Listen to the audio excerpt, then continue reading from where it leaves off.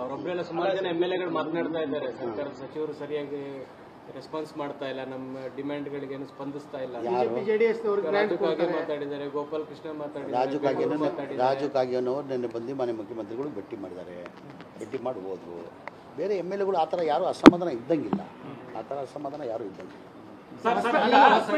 ಜಾರಕಿಹೊಳಿ ಹೇಳಿದ್ರು ಯಾವುದೇ ರೀತಿಯಲ್ಲೂ ದೊಡ್ಡ ಮಟ್ಟದ ಬದಲಾವಣೆ ಕಾಂಗ್ರೆಸ್ ಇಲ್ಲ ಡಿಸೆಂಬರ್ ಅವೆಲ್ಲ ಸುಳ್ಳು ಅಂತ ಹೇಳ್ತಿದ್ದಾರೆ. ಯಾರು ಈಗ ರಾಜಣ್ಣವ್ರು ಹೇಳ್ತಿದ್ದಾರೆ ಪವರ್ ಸೆಂಟರ್ಗಳು ಜಾಸ್ತಿ ಇದಾವೆ, ಹಾಗಾಗಿ ಸಿಎಂ ಅವರು 2000 ಈಗ ನೋಡಿ ಸರ್, ನಾನು ಪದೇ ಒಂದೇ ಹೇಳೋದು, ನಮ್ಮ ಪಕ್ಷ ಹೈಕಮಾಂಡ್ ಪಕ್ಷ, ಯಾವಾಗ ಬೇಕಾದ್ರೂ ನಿರ್ಧಾರ ತಗೊಂಡು ನಾಳೆನೇ ನಿರ್ಧಾರ ತಗೊಂಡು ನಮ್ಮ ಪಕ್ಷ ಹೈಕಮಾಂಡ್ ಪಕ್ಷ ಏನು ನಿರ್ಧಾರ ತಗೊಳ್ತಾರೆ ಅದಕ್ಕೆಲ್ಲ ನಾವು ಬದ್ಧ ಇರಬೇಕಾಗ್ತದೆ. ನಾನಿಲ್ಲಿ, ರಾಜಣ್ಣ ಇರಲಿ, ಮತ್ತೊಬ್ಬ ಇರಲಿ, ನಮ್ಮ ಪಕ್ಷ ಹೈಕಮಾಂಡ್ ಪಕ್ಷ, ಹೈಕಮಾಂಡ್ ನಿರ್ಧಾರಕ್ಕೆ ನಾವೆಲ್ಲ ಯಾರು ಅವ್ರು ಕೇಳಿ ಅವ್ರನ್ನೇ ಕೇಳಬೇಕು.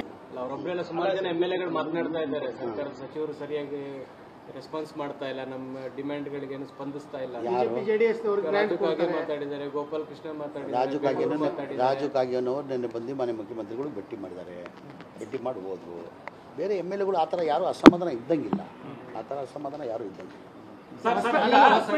ಜಾರಕಿಹೊಳಿ ಹೇಳಿದ್ರು ಯಾವುದೇ ರೀತಿಯಲ್ಲೂ ದೊಡ್ಡ ಮಟ್ಟದ ಬದಲಾವಣೆ ಕಾಂಗ್ರೆಸ್ ಇಲ್ಲ ಡಿಸೆಂಬರ್ ಅವೆಲ್ಲ ಸುಳ್ಳು ಅಂತ ಹೇಳ್ತಿದ್ದಾರೆ. ಯಾರು ಈಗ ರಾಜಣ್ಣವ್ರು ಹೇಳ್ತಿದ್ದಾರೆ ಪವರ್ ಸೆಂಟರ್ಗಳು ಜಾಸ್ತಿ ಇದಾವೆ, ಹಾಗಾಗಿ ಸಿಎಂ ಅವರು 2000 ಈಗ ನೋಡಿ ಸರ್, ನಾನು ಪದೇ ಒಂದೇ ಹೇಳೋದು, ನಮ್ಮ ಪಕ್ಷ ಹೈಕಮಾಂಡ್ ಪಕ್ಷ, ಯಾವಾಗ ಬೇಕಾದ್ರೂ ನಿರ್ಧಾರ ತಗೊಂಡು ನಾಳೆನೇ ನಿರ್ಧಾರ ತಗೊಂಡು ನಮ್ಮ ಪಕ್ಷ ಹೈಕಮಾಂಡ್ ಪಕ್ಷ ಏನು ನಿರ್ಧಾರ ತಗೊಳ್ತಾರೆ ಅದಕ್ಕೆಲ್ಲ ನಾವು ಬದ್ಧ ಇರಬೇಕಾಗ್ತದೆ. ನಾನಿಲ್ಲಿ, ರಾಜಣ್ಣ ಇರಲಿ, ಮತ್ತೊಬ್ಬ ಇರಲಿ, ನಮ್ಮ ಪಕ್ಷ ಹೈಕಮಾಂಡ್ ಪಕ್ಷ, ಹೈಕಮಾಂಡ್ ನಿರ್ಧಾರಕ್ಕೆ ನಾವೆಲ್ಲ ಬದಲಾವಣೆ ಯಾರು ಅವ್ರು ಕೇಳಿ ಅವ್ರನ್ನೇ ಕೇಳಬೇಕು.